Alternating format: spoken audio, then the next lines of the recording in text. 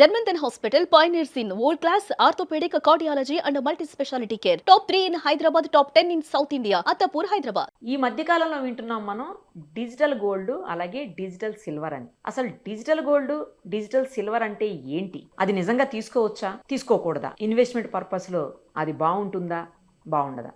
ఇవన్నీ కూడా మనం ప్రముఖ మార్కెట్ అనలిస్ట్ ప్రశాంత్ గారిని అడిగి తెలుసుకుందాం. ప్రశాంత్ గారు నమస్తే అండి. నమస్తే అండి. డిజిటల్ కరెన్సీ తెలుసు కానీ డిజిటల్ గోల్డ్ డిజిటల్ సిల్వరు ఈ మధ్యకాలంలో వినిపిస్తుందండి. నిజంగా వీటికి మార్కెట్ ఉందా? అసలు ఎలా తీసుకోవాలి వాటిని? డిజిటల్ గోల్డ్ కావచ్చు, సిల్వర్ కావచ్చు, ఎలా తీసుకోవాలి అసలు? డెఫినెట్ గా మీరు చాలా వ్యాలిడ్ అంశం తీసుకున్నారు. ముఖ్యంగా మీరు ఇది అవేర్నెస్ వీడియో కింద అందరు చూడాలని నేను కోరుకుంటున్నాను. ఎందుకంటే చాలా మందికి తెలియదు. రీసెంట్ గా ఒక 1 month to 6 weeks back SEBI clear గా ఒక గైడ్ లైన్స్ ఇచ్చింది. డిజిటల్ గోల్డ్ కి ఎటువంటి రెగ్యులేటరీ బాడీ లేదు కాబట్టి అది మీరు మీ రిస్క్ తో తీసుకుంటున్నారు, తీసుకోవద్దండి. దానివల్ల వచ్చే నష్టాలేంటి కష్టాలేంటి తెలుసుకోండి. అంటే తీసుకోమని చెప్పలేదు, తీసుకోవద్దని చెప్పలేదు. అది ఒక ఇర్రెగ్యులేటరీ బాడీ. సెబీ అంటే stock exchange board of India.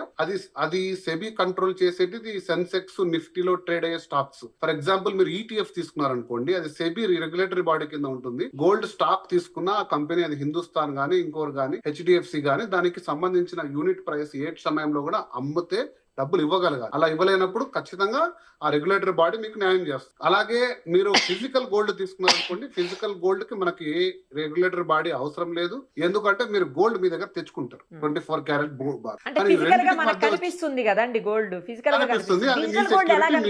అర్థం కావట్లేదు. సో మీరు అన్న డిజిటల్ కరెన్సీ చాలా చాలా సేఫ్. ఎందుకంటే ఏటీఎం కార్డులో మీరు డ్రా చేసుకొని తీసుకోవచ్చు. మరి డిజిటల్ గోల్డ్ తీసుకోవచ్చా అంటే లేదు అని నేను చెప్తాను. ఎందుకు చెప్తానంటే, ఇప్పుడు ఎందుకు అంటే రెగ్యులేటరీ బాడీ ఉందనుకోండి, మీరు ఒక 10 grams ఈరోజు digital gold first of all ఎక్కడ అంటే మీరు చూసింటారు పేటిఎం యాప్ లో, ఫోన్ పే యాప్ లో, గూగుల్ పే యాప్ లో 10 రూపాయల నుంచి స్టార్ట్ చేసుకొని మీరు గోల్డ్ కొనొచ్చు 0.001 grams అలా. సో ఓకే, తర్వాత వాళ్ళకి ఆప్షన్ ఉంది అమెజాన్ లో గానీ. మీరు డెలివర్ అనే ఒక ఆప్షన్ ఉంటే, నాకు తెలిసిన ఫ్రెండ్సే అమెజాన్ లో 10లో దాదాపుగా 3 to 4 ఆనర్ చేయలేకపోయారు. ఆనర్ చేయలేకపోగా ఆ రోజు ఉండే ప్రైస్ వాల్యూ ఇచ్చేసారు. Okay, digital gold, physical gold. So వీళ్ళు ఏం చేస్తున్నారంటే, ఆ యొక్క ఇన్వెస్ట్మెంట్ తీసుకొని దాని బ్యాకింగ్ చేయట్లేదండి. దాని బ్యాకింగ్ చేయట్లేదు. దాని బ్యాకింగ్ సరిపడా గోల్డ్ గానీ సిల్వర్ గానీ వాళ్ళు తీసి పెట్టుకోవట్లేదు. ఓకే, సో ఒకవేళ తీసి పెట్టుకుంటున్నారో లేదో దాన్ని చూసే సంస్థ లేదు. సో కాబట్టి మీరు డెఫినెట్ గా రిస్క్ లో ఉంటారు. ఎప్పుడు రిస్క్ లో ఉంటారు? మీరు ఒక ప్రైస్ లో తీసుకున్నారు. ఫర్ ఎగ్జాంపుల్ 2,70,000 సిల్వర్ తీసుకున్నారు. 4,10,000 ఆ రోజు ప్రైస్ ఉన్నప్పుడు మీరు సిల్వర్ డెలివర్ చేయమన్నారు అనుకోండి, సిల్వర్ డెలివర్ చేయలేరు. ఓకే, లేదా ఫర్ సపోజ్ 2.7 lakhs లో మీరు తీసుకున్న సిల్వర్ కాస్త 1.5 lakh అయింది. మీరు నాకు డబ్బులు ఇవ్వండి అన్నారు అనుకోండి, బహుశా మీకు సిల్వర్ రిటర్న్ ఇవ్వచ్చు. ఏదైనా సరే, సో మీ బ్యాకింగ్ సిల్వర్ వాళ్ళ దగ్గర లేదు. మీరు ఏదైతే చేస్తున్నారో దాని బ్యాకింగ్ సిల్వర్ వాళ్ళ దగ్గర లేదు అని నా అంచనా. లేదా ఇప్పుడు మనం తీసుకున్నటువంటి డిజిటల్ గోల్డ్ కావచ్చు, లేకపోతే సిల్వర్ కావచ్చు, అసలు మనకి ఎక్కడ కనిపిస్తుంది? అది కనిపించాలి కదా ఫస్ట్ ఆఫ్ ఆల్. అది యాక్చువల్ గా అయితే దాని కాన్సెప్ట్ ఏంటంటే, మీరు 10 grams సరిపడా ప్రైస్ కొంటే ఫోన్ పే వాడు 10 grams ఫిజికల్ గా కొని వాటిలో పెట్టుకొని అది తనకు సెక్యూరిటీగా పెట్టుకోవాలి. ఏ రోజైనా మీరు డెలివర్ గోల్డ్ అన్నప్పుడు మీకు ఇవ్వగలగాలి. వీళ్ళు ఏం చేస్తున్నారు, 1 kilo గోల్డ్ తెచ్చుకొని 100 kilo గోల్డ్ డిజిటల్ గోల్డ్ అమ్మేస్తున్నారు. సో ఎందుకంటే ఆ 10% మంది మాత్రమే దాన్ని డెలివర్ చేయించుకుంటున్నారు, లేదా ఫిజికల్ గా అడుగుతున్నారు డెలివర్ అని చెప్పేసి. మిగతా వాళ్ళందరూ ఆ ప్రైస్ వేరియన్స్ మీద, అంటే స్టాక్ మార్కెట్ ట్రేడింగ్ టైప్ లో ట్రేడ్ జరుగుతుంది. అది డేంజరస్. ఎందుకంటే అది ఏదైనా అమాంతంగా వాల్యూ పడినప్పుడు ఆ డబ్బులు మీకు రిటర్న్ రాకపోవచ్చు. అదే, లేదా ప్రైసెస్ ఎక్కువ పెరిగినప్పుడు మీకు రాకపోవచ్చు. ఓకే, ఏమంటే నేను ఈ సంస్థలను తప్పుపట్టట్లేదు, కానీ మీకు అవగాహన ఉండాలి. డిజిటల్ గోల్డ్ అంటే మాత్రాన ఇది గ్యారంటీ గోల్డ్, గ్యారంటీ సిల్వర్ అనుకోవద్దు. మెయిన్ గా దీనికి ఒక రెగ్యులేటరీ బాడీ లేదు. ఎవరు చెక్ చేయట్లేదు మీకు సరిపడా వాళ్ళు కొంటున్నారని. జస్ట్ మీరు సంస్థ మీద నమ్మకంతో పోతే చాలా పెద్ద పెద్ద సంస్థలే ప్రపంచంలో మూసేసిన సందర్భాలు ఉన్నాయి.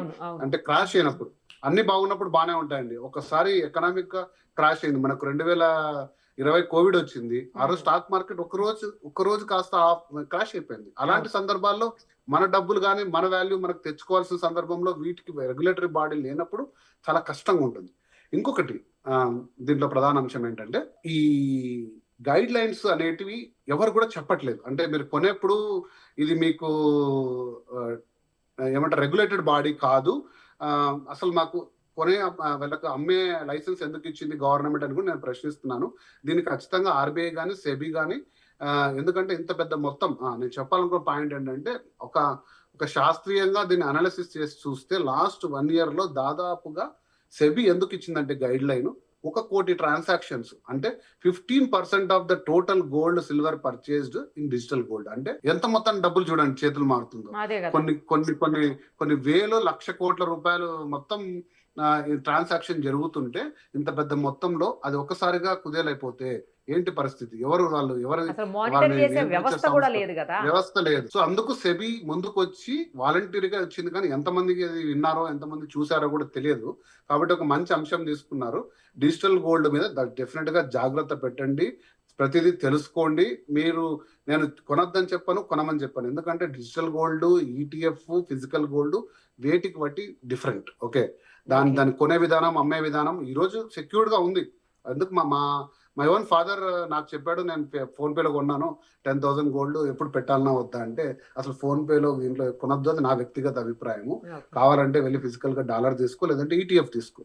ఈటీఎఫ్ లో కూడా డిఫరెన్స్ ఉంటుంది, but at least some what reliable ఉంది, దానికి ఒక బ్యాకింగ్ వ్యవస్థ ఉంది. డిజిటల్ గోల్డ్ అనేది కొనొద్దు, నేనైతే ఎంకరేజ్ చేయను అని చెప్పి నా పర్సనల్ అభిప్రాయం చెప్పాను.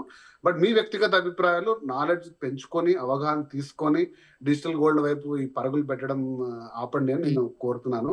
అలాగే గవర్నమెంట్ కూడా నాకు తెలిసి ఇంత పెద్ద మొత్తంలో ట్రాన్సాక్షన్స్ జరుగుతున్నాయి కాబట్టి ఐదర్ ఆర్బీఐ కానీ సెబీ కానీ ఈ ఫైనాన్షియల్ ఇన్స్టిట్యూట్స్ ఎవరైతే గోల్డ్ సెల్ చేస్తున్నారు, ఇంకోటి జార్ యాప్ అనేది ఉంది, ప్రత్యేకించి యాప్ ఉన్నది కూడా. సో వీళ్ళందరికి కూడా ఒకసారి ఒక గైడ్ లైన్స్ ఇష్యూ చేసి దానికి సంబంధించిన గోల్డ్ కానీ సిల్వర్ కానీ బ్యాకింగ్ వాళ్ళు పెట్టుకునే విధంగా ఉంటే అప్పుడు ఏ రోజైనా కూడా దానికి నష్టం ఉండదు అనేది నా అంచనా. రైట్ అండి, చూసారు కదా. మొత్తానికి మీరు డిజిటల్ గోల్డ్ కానీ డిజిటల్ సిల్వర్ కానీ కొనాలనుకున్నా లేదా కొనే ముందు ఈ వీడియో మాత్రం కంపల్సరీ చూడండి. థ్యాంక్ యూ అండి, thank you so much. Thank you.